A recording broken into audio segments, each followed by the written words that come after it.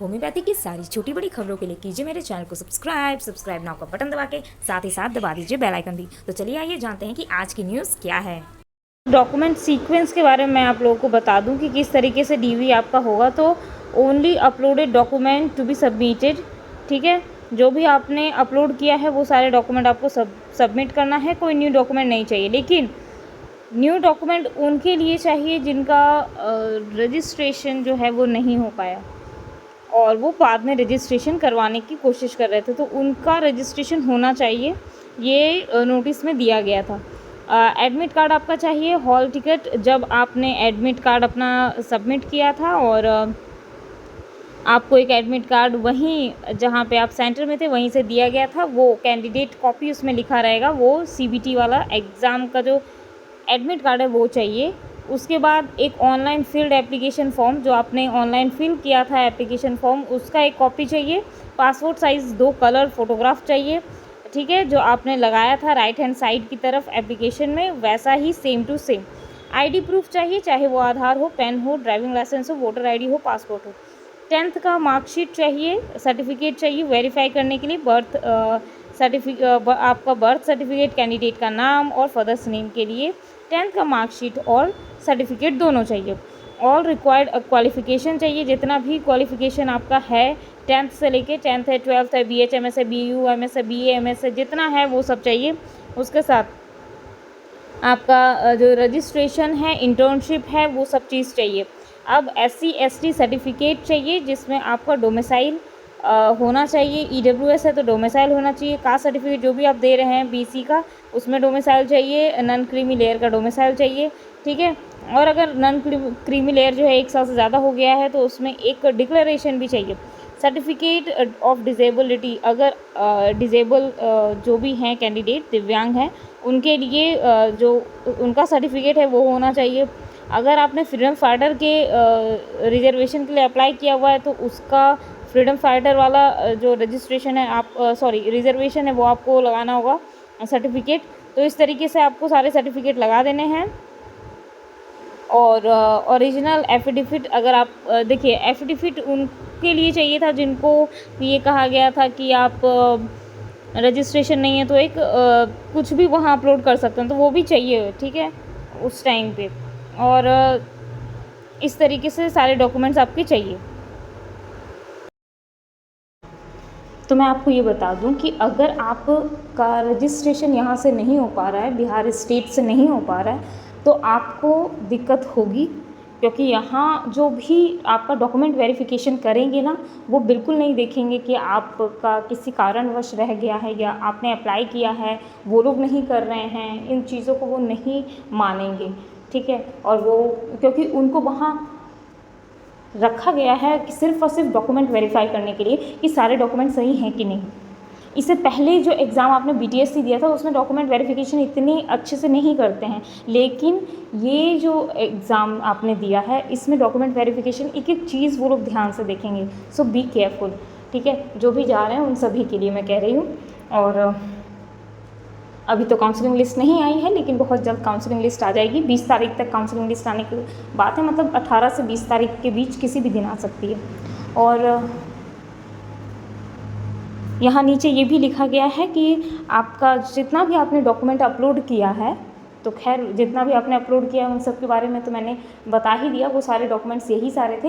तो जितने डॉक्यूमेंट्स आपने अपलोड किए हैं वो सारे डॉक्यूमेंट्स की कॉपी आपको लेके जानी है, क्योंकि वो वेरीफाई करेंगे, वो चेक करेंगे, एक एक चीज़ चेक करेंगे। मैं फिर एक बात आपको बता देती हूँ, वो बिल्कुल नहीं जानते हैं कि किस स्टूडेंट ने कितना स्कोर किया है, ठीक है, कितने नंबर्स कौन लेके आ रहा है वो नहीं जानते।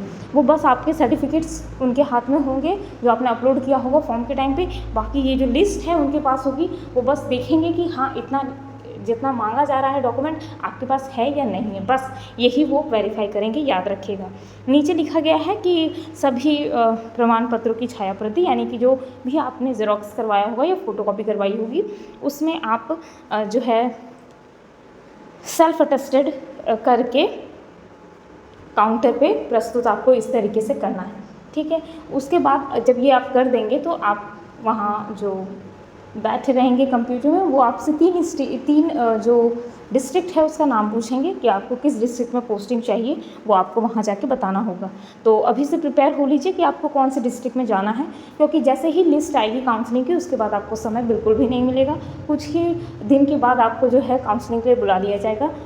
मैं बार बार कह रही हूँ 1 दिन या 2 दिन का गैप रहेगा, उसके बाद आपको बुला लिया जाएगा।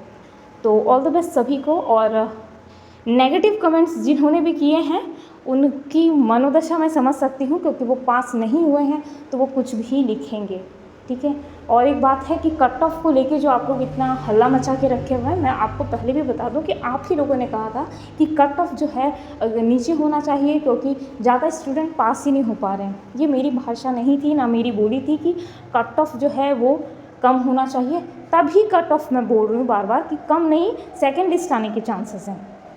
कट ऑफ नहीं कम होगा, लेकिन सेकेंड लिस्ट आ सकता है अगर विभाग चाहेगी तो, ठीक है। कट ऑफ को कम नहीं किया जाएगा, अभी तो बिल्कुल नहीं किया जाएगा। पहले उनका होगा जिनका जो है रिज़ल्ट आ चुका है, जिनका जो है स्कोर बढ़िया है, ठीक है। तो ये रियलिटी है। आप लोगों को रियलिटी में जितना जल्दी आप लोग आ जाएं उतना बढ़िया होगा। और ये जो भ्रमित जानकारियाँ आप लोगों को दी जाती हैं, मुझे पता चलता है इसके बारे में। अभी कुछ दिनों पहले किसी ने मुझे कॉल किया, आप ही जैसे किसी स्टूडेंट ने, और कहा कि मैम 15 तारीख को रिज़ल्ट आने की बात है और ऐसा ऐसा है। तो मैंने कहा नहीं, 15 तारीख को रिज़ल्ट नहीं आएगा, क्योंकि मैं जान रही थी, मैंने इसलिए वीडियो भी नहीं बनाया कि 15 तारीख को रिज़ल्ट आ रहा है। और मुझे पता है कि आप सभी को जानकारी थी 15 तारीख को रिज़ल्ट आ रहा है। तो ये भ्रमित जानकारियाँ जो भी देता है आपको कि कट ऑफ नीचे जा रहा है या ये इस तरीके की बातें, तो वो रियलिटी से बहुत अलग है, ठीक है। मैं बस इतना ही कहना चाहूँगी, इससे ज़्यादा कुछ नहीं। लेकिन हाँ, कट ऑफ तभी नीचे देखिए जाएगा जब पहले लिस्ट आ जाएगी, उसके बाद सेकंड लिस्ट। कईयों ने कहा सेकंड लिस्ट नहीं आती है, तो देखिए ये डिपेंड करता है गवर्नमेंट पे, ये डिपेंड करता है विभाग पे, उनको कितनी ज़रूरत है।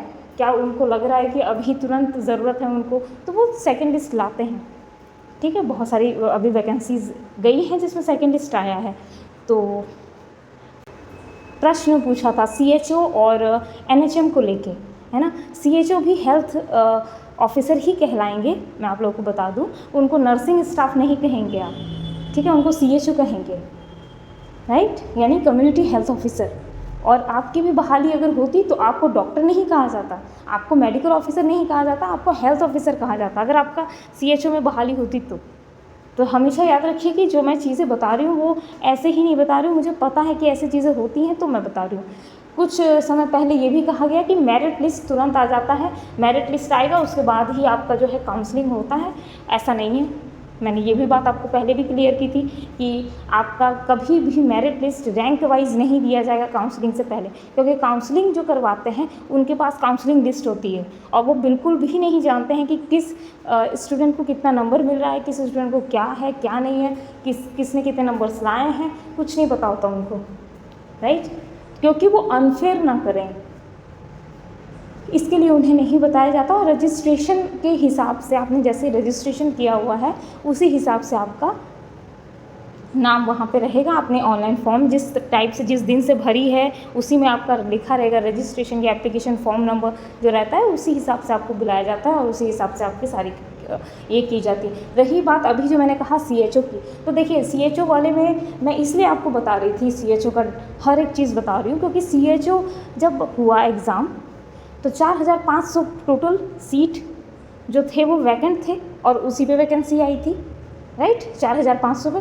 लेकिन आप ध्यान दीजिए कि जो रिज़ल्ट आया है वो कहा गया था कि 1:2.5 रिज़ल्ट आएगा, लेकिन रिज़ल्ट 1:5 आया है। आप सोचिए, ठीक है, वहाँ 2.5 की बात की गई थी, यानी कि 1 पे 2 से अधिक लोग रहेंगे। लेकिन अभी की परिस्थिति ऐसी है कि 1 पे आधे लोग भी नहीं आ पा रहे हैं। आप सोचिए, यानी टोटल वैकेंसी जितनी थी उनको लेना था 2 गुना से ज़्यादा, लेकिन वो 2 गुना से ज़्यादा नहीं ले पा रहे हैं, वो 1.5 ही ले रहे हैं, ठीक है। आप सोचिए 1.5 सिर्फ वो ले रहे हैं,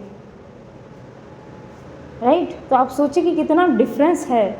आप सोचिए कि जो वैकेंसी 8,000 के ऊपर जानी चाहिए थी। 8,000 से ज़्यादा लोगों को काउंसलिंग के लिए बुलाना था उनको। उन्होंने सिर्फ और सिर्फ जितने पास हुए हैं 5,200 कुछ लोग पास हुए हैं, उन्हीं को बुलाया गया है। तो आप ये सोचिए कि अगर 5,200 कुछ लोगों को बुलाया गया है, यानी जो पास है उन्हीं को बुलाया जा रहा है, और वो फेल को तो नहीं बुला रहे हैं। CHO में भी यही बात थी कि उन सभी को बुलाया जाए, ऐसा तो नहीं हो सकता ना। तो यही कंडीशन इसमें भी अप्लाई होगी। इसीलिए मैंने CHO का हर बात में मैं आपको बताती हूँ कि CHO का ऐसे है तो आप लोगों का भी ऐसा ही होगा, और वैसे ही होता भी है। मिलते हैं अगले वीडियो में जैसे ही काउंसलिंग लिस्ट आएगी।